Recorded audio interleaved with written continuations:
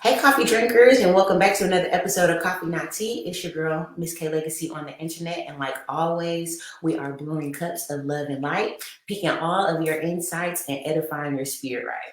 All right, you guys. So I have a couple of topics that I'd like to talk to you guys about.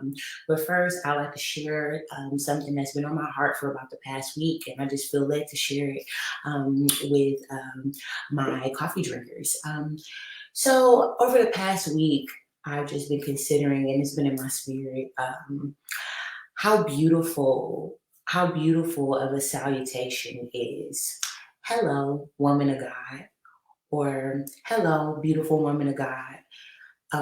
Just the respect and the honor of a greeting like that is notable, and I think something that should well, I don't necessarily say an aim because everybody doesn't have to be that way, or everybody doesn't have to aspire to be, a man or woman of God. But I was just thinking, like, how respectful and how beautiful is that to be seen in that light, especially in this day and this time, this day and hour. Um, as a woman of God, as a beautiful woman of God, and the more that I've been thinking about it, um, it is worth it. It's worth it as a woman today to live your life in a respectful, classy, and decent manner. We live in a world where so much agenda is being pushed on us, especially as women, to perform a certain way, look a certain way, or kind of to acquiesce to a culture. And the beautiful thing about God and knowing yourself is that you can dare to be different. And and in Christ, being different is just being exactly who God has called you to be. And that's how you stand out from a crowd. Just being who the Lord called you to be. So that's my word for women. It is worth it to live a respectable and classy life because the dignity and the respect that others will have for you is beautiful. It's beautiful. And it can show up in even just how they greet you. Hello, beautiful woman of God. It's just honorable. It's just honorable. And I have a scripture for you, ladies. Charm is deceitful and beauty is vain, but a woman who fears the Lord, she shall be praised. So, in a world where there's so much agenda being pushed onto you, it truly does make a difference for you to be a unique individual. So I'll leave you guys with that. But I do want to go ahead and move on. And that actually is a good segue into my next topic. So a couple of things that I've been noticing over the past week or so is just a lot. And it seems like, of course, so this is Pride Month, right? Pride Month. And there's a lot that's been going on. And I know that like the establishment of the LGBTQ, like as far as the political strong arm of it, there definitely is an agenda, but we see how bold the establishment is with trying to push this agenda on children. So there are a couple of topics that I want to cover. I want to cover that, and I also want to talk about what's been going on as far as the Biden administration and gun laws. So, if you all would just bear with me, as y'all see, that I'm using StreamYard now, so I'm getting techie. I'm getting a little bit more creative with my content. So, I'm excited about that. So y'all just bear with me as I, learn this streaming platform. There's one video that I want to show you guys. Again, it's a good segue after what we're talking about as far as women and being respectable. Let me show you guys what's going on. Excuse me, I'm about to see. Pardon me, guys. God bless me. Let me show you all something that's pretty interesting. Something that's going on. Here we go. Let's watch this, you guys.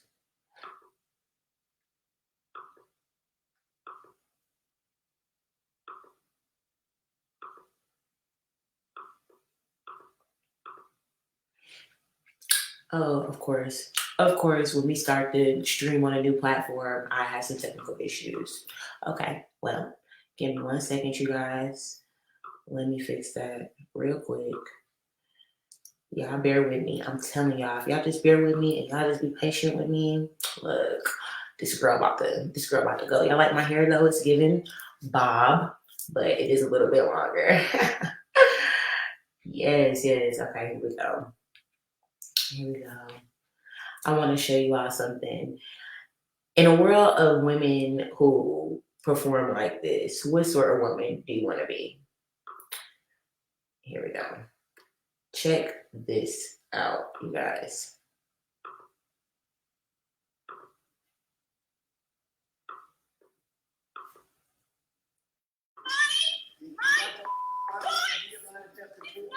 Let's roll on this.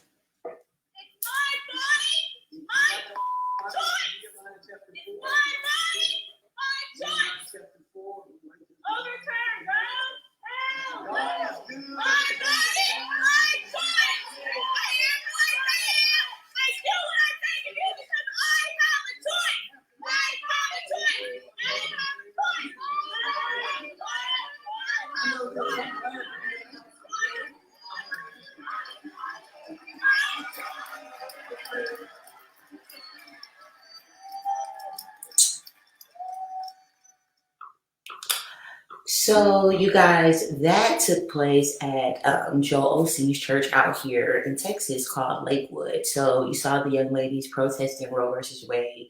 And I think it's interesting now how, we're just in a time where people are so bold for those young ladies to just like, first of all, that was very much cringe, okay? It was given very much cringy. And then, we are in a I don't want to say we're in a generation now where people don't.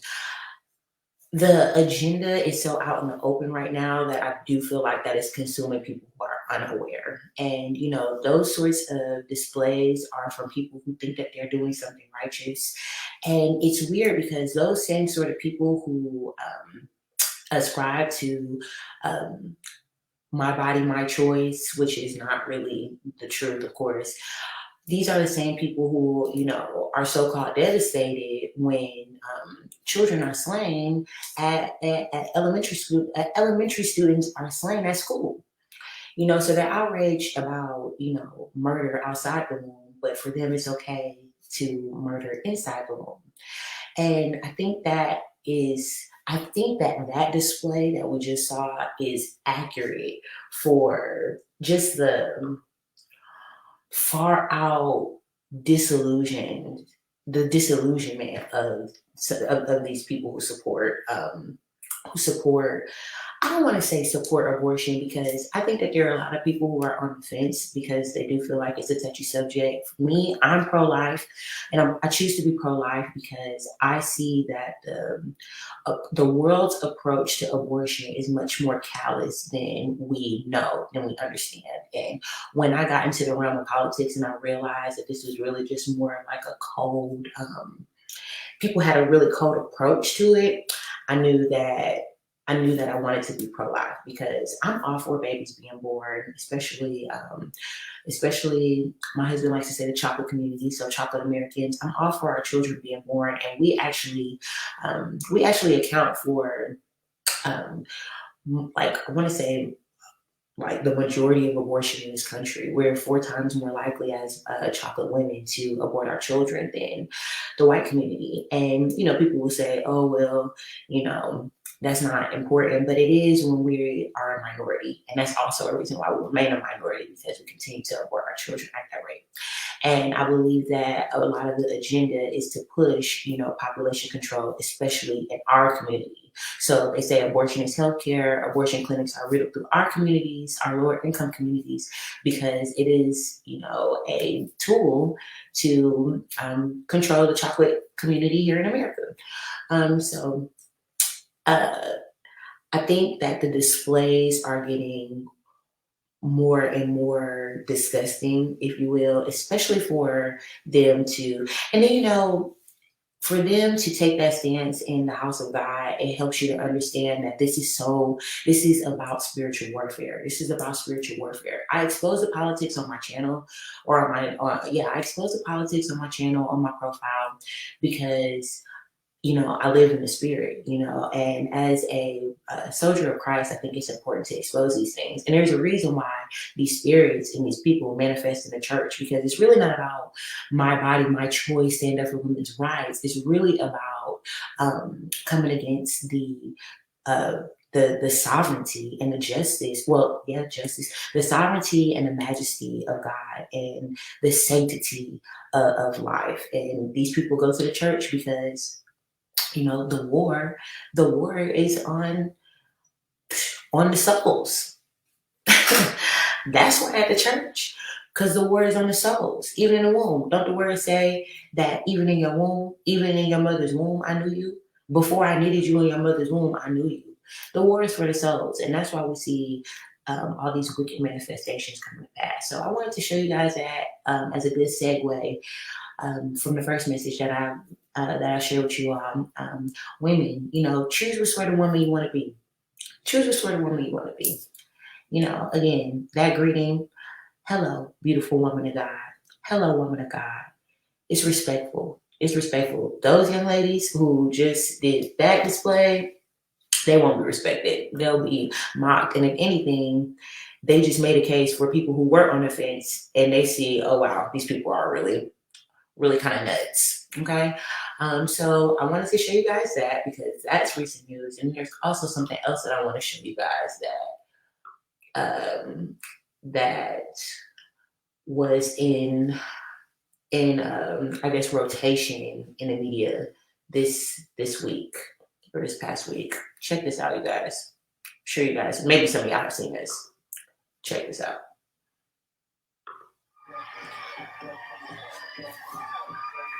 This is the Drag the Kids to Pride event at Mr. Mister's in Dallas's Oaklawn neighborhood. Organizers promoted it as a family-friendly drag show where kids danced with the performers. What came with it were protests outside. You people are the symptom of a dying society, and you know it. They're scaring children. I live in this community. I have for several years. Daisy says she first saw a poster for this event near where she lives. I don't believe that I should be seeing signs advertising for children to be dancing on stage with men in thongs and in inappropriate clothing and makeup. The organizers say today was a family-friendly event with a safe environment separate from their normal operations. In a statement, they said, "We believe everyone should have a space to celebrate who they are. Mr. Mister's is a place where everyone is welcome to feel accepted, safe, and included." I've been here like every night throughout the week. AJ Cruz has worked at Mr. Mister's for about 2 years now. He said today, I want to pause this real quick and come in. When they say everyone is welcome, who's everyone? Who's everyone? Who's trying to be at a drag club with children? Who's everyone? Who's everyone? Y'all saying children are welcome? Well, who's trying to come see children at a drag club? I mean, I think we all know the answer to that. So just wanted to jump in there and say that. Let's continue. today's event allows people to express themselves. There was a lot less people drinking today, so that would make it more kid-friendly just because there's so many people here. Everyone just came from all walks of life and, just enjoyed Pride. Organizers. So because people aren't drinking, it's a much better environment for you small children to be at a drag show because people aren't drinking. Yeah, the logic of these people who are like, you can tell that they're, and I think that, just real quick sidebar, you can tell that these people are not critical thinkers, and you can tell that they're living a very surface level life. When you say things like that, you are just completely aloof, out of touch, just carnal. Said they've received threatening emails and phone calls from the protesters. I do not in any way condone the behavior that these people are engaging in, but what drags me out here is it's kids now. Dallas police said they went to the event and protest to assist with crowd control and cleared the scene once the event was over. In Dallas, I'm Jay Wallace. So, that's what we're up against, you guys. Hold on. You're watching the Isaiah Factor on Uncensored. But yeah, you guys, that's what we're up against, and they are literally pushing this agenda on our children. And why are they so, and when I say they, them, I'm talking about the establishment, why are they so determined to bring children into the fold of LGBTQ plus, QIA plus sexuality? I was talking to one of my coworkers a few months ago, and I was like, at what point ever, and I'm just a little under 30. At what point ever has it been okay to teach children about sex, even if they were exposed to lesbian or gay relationships? I do not remember growing up grown people who were engaged in those sort of lifestyles ever having an in-depth conversation about sexuality and gender with children. I distinctly remember my mom telling me, I remember watching that episode of Law and Order with my mom when I was young. I say I was about 6 years old, and they mentioned the word rape. And I asked my mom, said, Mom, what's rape? And I remember my mama clearly saying to me, I'll talk to you about that when you're older. And that was enough. So why is it that we've crossed over into these realms where we are exposing children to, to things of a sexual nature? And I really think that it's important for us to expose these things, because if we allow society to go in this manner and nobody and people aren't really standing up for it and trying to expose it, we're going to look up and it's going to be LGBTQIA plus is that P, and P is for what? Pedophilia. So, we see it clear as day that they're trying to force this agenda on our children. Okay. So I wanted to point those things out, you guys. Those are two of some of the crazier videos that I saw this week. But I do also want to touch on excuse me, God bless me. But I also the last few things I want to touch on are the Biden administration and these gun laws. I do want to show y'all this clip.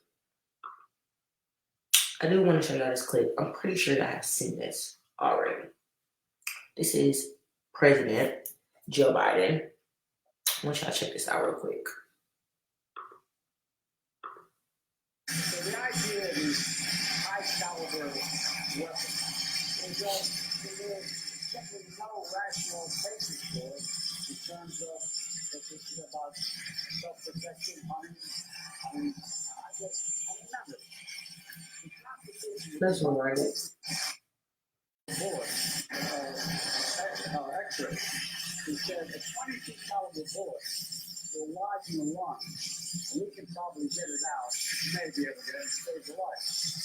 A 9mm bullet blows the lung out of the body. So the idea of these high caliber weapons is that there is simply no rational basis for it in terms of if it's about self-protection, hunting. Remember, the Constitution, the Second Amendment, was never absolute. You couldn't buy a cannon when the Second Amendment was passed. So I'm not a gunsmith. Well, okay, before I give my commentary, let me show you something else. So that's Joe Biden making the argument that a 9mm round, so ammunition, will blow a lung out. Now, the 9mm, if I'm not mistaken, I'm no gunsmith, but a 9mm, if I'm not mistaken, is like one of the most popular, most common forms of ammunition because it fits like most handguns, if I'm not mistaken. Now, I do want to show y'all this, and then we'll come back to it. So, handguns, okay, that's the argument that Biden is making. 9mm blow lungs out. They blow the lungs out of the back or whatever he said. And that's why they're dangerous. But check out what his VP is talking about. This was interesting. And this just shows how much so the Biden admin is just not on the same page. Check this out. To figure out what the solution looks like. You know, we're not looking for a vaccine. We know what works on this. It includes let's have an assault weapons ban. You know what an assault weapon is? You know how an assault weapon was designed? It was designed for a specific purpose. To kill a lot of human beings quickly. An assault weapon is a weapon of war with no place in a civil society. Background checks. Why should anyone be able to buy? Something I find interesting is that VP Kamala Harris is talking about banning assault rifles while Joe Biden is talking about the high caliber nature of 9mm ammunition. And so I almost feel like they are kind of letting the cat out the bag, you know? First of all, they're talking about banning assault rifles and 9mm, which is essentially like trying to ban handguns and trying to ban rifles. And then when she says, you know, it's a weapon of war and it has no place in the civil society, the reason why we have our Second Amendment is to protect ourselves from a tyrannical government. And it's so funny how she comes out here and tries to say that, you know, it has no place in a civil society and it's a weapon of war, as if they're not making our country worse and as if foreign policy is their strong suit. We have a right to bear our arms in this country, rifles, handguns, whatever, in case of invasion, and to protect ourselves from a tyrannical government, the same tyrannical government that's telling us that we don't need to have our guns. And it makes me sad because, you know, I've shared this with y'all before. These mass shootings went up under President Barack Obama and now again under Biden. And the reason why I titled this episode, "The Establishment is Getting Bold," is because they're getting bold with the agenda, the sexual agenda towards children, and they're getting bold about trying to alter our Second Amendment, especially when Joe Biden says that our Second Amendment isn't absolute, shall not be infringed upon. That means that it's absolute. So, you know, I just want to bring these things to light again because I know that my audience, I know that I'm a voice of the politics for a lot of people who are not abreast on them. And there's a reason why they keep, especially our community, they keep us in the dark about politics so that we can remain monolithic too and kind of spearhead movements that are not going to be for our benefit. And it's sad because I believe that the establishment pushes out these mass shooters. I believe that they push them out, they politicize these things to try to get legislation passed quickly. And, you know, if we're not careful, you know, as a people, then by emotions, these people could really try to affect these things in the law. You know, so I wanted to share those things with you guys. I don't think I have anything else. Oh, Joe Biden is polling below Trump. So that's pretty interesting. And also, I just wanted to note that the Uvalde officers stopped cooperating with the investigation. You know, and for y'all who have been following that, y'all know that, you know, the milk was not clean with the Uvalde shooting. And then for those two mass shootings to happen back to back and they're overtly politicized like that, lets me know there's something going on. And then they come out with all this legislation or all these suggestions about legislation trying to ban our guns. I believe that a lot of us understand now that the Biden administration cannot be trusted. The Biden administration cannot be trusted. So there's no way that we should really give into we should not give into any altering of our Second Amendment. We need our right to bear arms because we cannot be ran over in this country. And if we do not have we can't bear arms, then it could easily become a police state. Absolutely.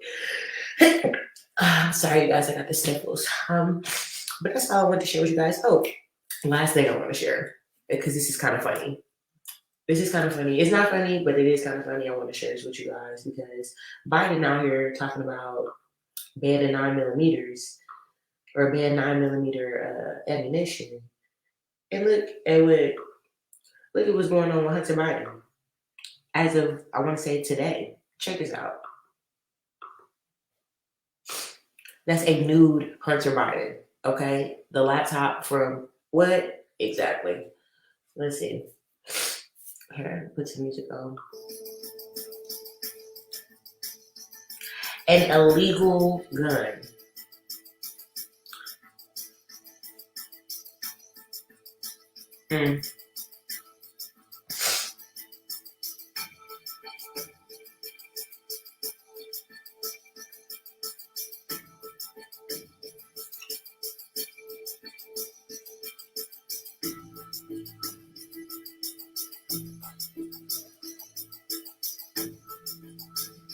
Okay.